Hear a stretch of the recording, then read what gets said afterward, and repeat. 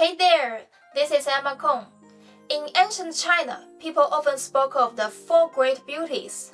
Their beauty was described with a poetic phrase: fish sink, birds fall, the moon hides, and flowers fear ashamed. Each part of that saying refers to one legendary woman. Today, let's talk about one of them, Yang Guifei. She was an imperial consort of the Tang Dynasty, a rank just below the empress. She was said to be so beautiful that even flowers bowed their heads in shame. Historical records tell us that Yang Guifei was an extraordinary beauty. Even the emperor of the Tang Dynasty was captivated by her. But it wasn't only her looks. She was a gifted singer and dancer. She understood music deeply, something rare even among royal consorts. Legend has it that her body gave off a natural fragrance. It was said that even after her death, the soil of her tomb still carried a faint scent. For centuries, women from nearby villages would sneak some of that soil home, using it as a kind of beauty powder. The tomb had to be refilled with soil again and again. As one of China's most legendary women, Yang Guifei's story is filled with beauty, passion, and tragedy. Let's dive in. Yang Guifei's real name was Yang Yuhuan. She was born in the year 719 into an officious family during Tang Dynasty. But when she was only 10, both of her parents died of illness. From then on, she was raised by her uncle. By the age of 16, Yang Yuhuan was already known for her beauty. At that time, Emperor Xuanzong of Tang, who ruled in the 8th century, had a son named Prince Li Chang. Prince Li Chang fell in love with Yang Yuhuan, and soon after, she became his wife. Prince Li Chang's mother was no ordinary woman. She was the emperor's most beloved consort, honored almost like an empress. But just a year after Yang Yuhuan's marriage, Prince Li Chang's mother passed away. Her death left Emperor Xuanzong deeply heartbroken. Even though he still had dozens of other consorts, none could compare to her in his eyes. Sometime later, one of Emperor Xuanzong's attendants told him something shocking. He said that the emperor's daughter-in-law, Yang Yuhuan, was the most beautiful woman in the world. Curious, the emperor summoned his son Prince Li Chang and his young wife, Yang Yuhuan, to the palace. At that time, Emperor Xuanzong was 56 years old. Yang Yuhuan had just turned 22. That's a difference of 34 years. The moment the emperor saw her, he was captivated. He fell in love with his own son's wife. And from here, the story starts to get a little dramatic. In Chinese culture, especially in ancient times, a father taking his son's wife was seen as deeply immoral.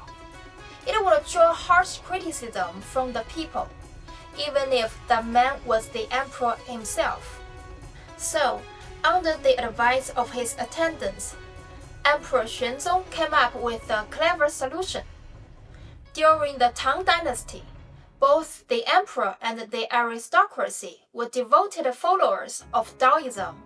It was common for noble women to temporarily leave family life, move into a temple, and become Daoist priestesses for the sake of spiritual practice.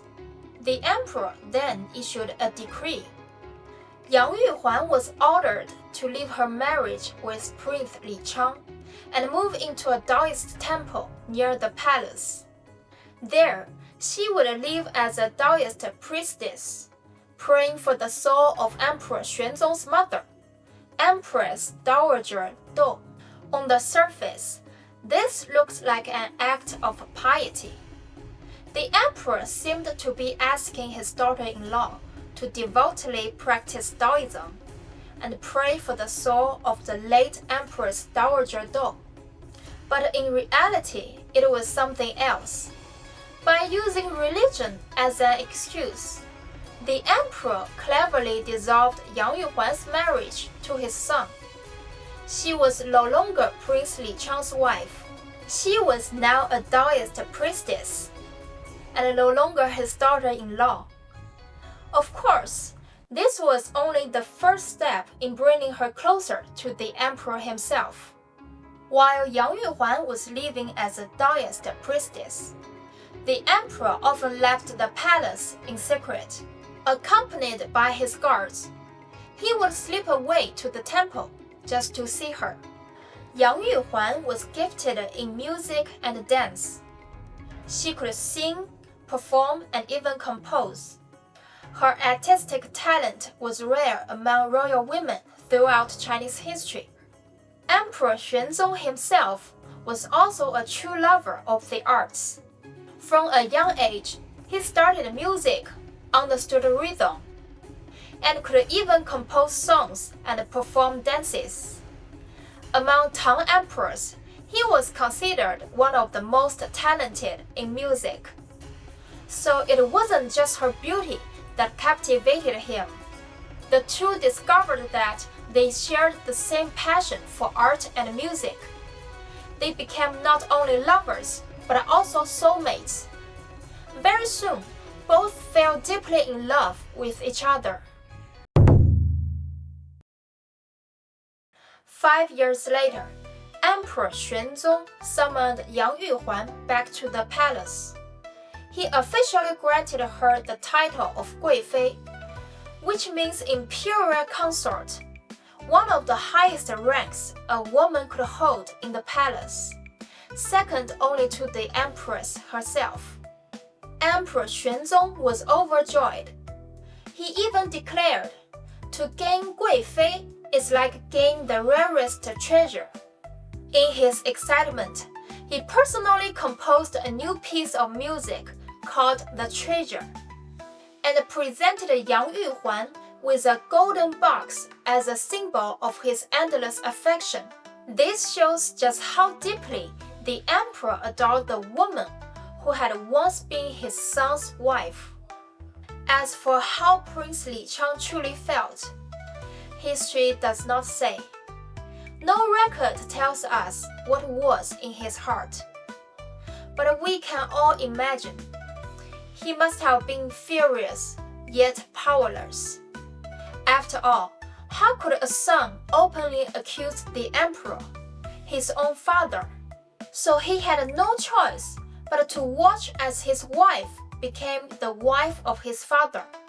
In other words, his beloved wife suddenly became his stepmother. And yet, despite the scandal, Emperor Xuanzong's love for Yang Guifei only grew stronger.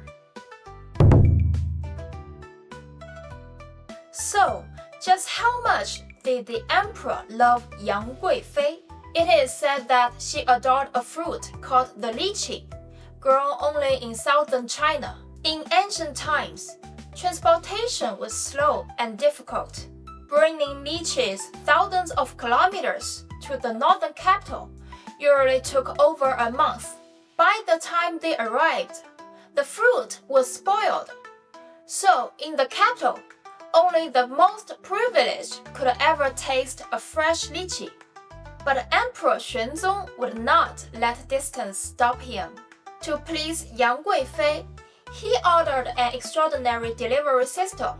The strongest soldiers were chosen to ride day and night, carrying lychees north. Every 40 kilometers, they changed horses. Every 120 kilometers, they changed riders. Through this non-stop relay, fresh lychees traveled across thousands of kilometers in just a few days. This feat became so famous that it was remembered in poetry. One verse went, "A single rider, raising red dust, makes the beauty smile. No one knows it is only Lychees that have come. The image is striking. People in the palace saw a messenger racing toward them, dust rising like an urgent military dispatch. But in truth, the rider was not carrying war reports. He was simply delivering fresh lychees, just to make Yang Guifei smile. But such extravagant love came at a price. For the emperor, for the empire, and for Yang Guifei herself. Blinded by his love for Yang Guifei's beauty and talent, Emperor Xuanzong gradually lost interest in governing. He spent nearly all his time with her, neglecting state affairs. To please Yang Guifei, he even appointed her cousin as the empire's prime minister. This man had little real ability, yet all officials and nobles were forced to follow his commands. Under such poor leadership, the empire slid into economic decline and military weakness. By the year 756, generals on the frontier saw that the emperor was weak, the government was corrupt, and the empire was on the verge of collapse. Rebellions broke out. The rebels quickly marched on the capital. Xuanzong fled into haste, taking Yang Guifei, a handful of loyal officials, and part of the army with him. But only 3 days into their escape, they reached a place called Mawei Slope. There, the soldiers and ministers confronted the emperor with a terrible demand. They declared that Yang Guifei was the root of the empire's downfall, a so-called femme fatale. They insisted that unless she was executed, they would abandon the emperor and march away. This tragic moment became known in history as the incident at Mawei Slope. The emperor was torn with unbearable pain between his beloved consort and the fate of the empire. He had to make a choice. In the struggle between beauty and the throne, Xuanzong chose the throne. Historical records tell us that he ordered Yang Guifei to be strangled with a length of white silk. At the time, this was considered an honorable way to die, a final gesture of respect from the emperor to the woman he loved. Her body was buried at the very spot where she was executed. She was only 37 years old.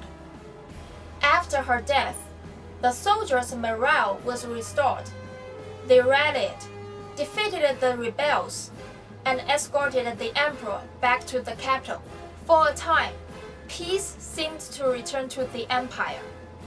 But in truth, rebellions dragged on for years, and the Tang Dynasty would never again reach the glory it once knew.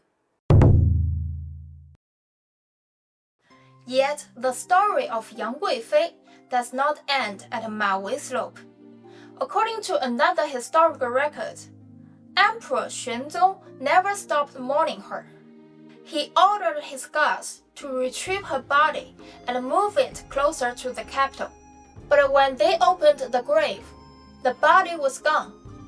All they found was a piece of jade that had once belonged to her.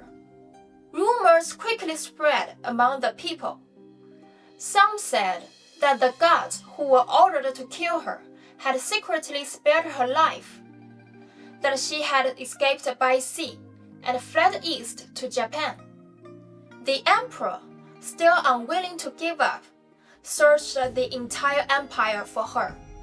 But after scouring the land and finding nothing, he finally sent envoys across the sea to continue the search. In one Japanese city, the envoys claimed they saw Yang Guifei alive.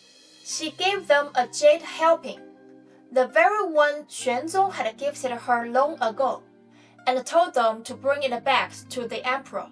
but she refused to return to China. It is said after this, Emperor Xuanzong never named another consort as Guifei again. In folk legend, Yang Guifei did not die. Instead, she crossed the sea to Japan, where she lived out the rest of her life. In Yamaguchi Prefecture, there is even a site known as the Tomb of Yang Guifei, along with artifacts said to be linked to her. And in modern times, the legend continues. In 2002, the famous Japanese actress Yamaguchi Mawei once told reporters that she believed herself to be a descendant of Yang Guifei. And yet, Yang Guifei's story did not end with her death. For more than 1,000 years, poets, painters, playwrights, and composers have returned to her again and again. Her image has been reimagined in poems, novels, operas, paintings, and even modern films and television. In Japan, she was even worshipped as a goddess. Today, Yang Guifei has become more than a historical figure. She is a cultural symbol. Her beauty and her tragedy transcending time and space. Her beauty destroyed her life, but it also created a legend that has lasted for 1,000 years. So, what do you think? Was she truly a femme fatale who brought down an empire? Or was she simply a political scapegoat who sacrificed to save a dynasty? Leave your thoughts in the comments below. And if you enjoyed this story, please don't forget to like, subscribe, and share it with your friends. That way, you won't miss more fascinating stories from history and culture. Thank you so much for watching. I'll see you in the next story.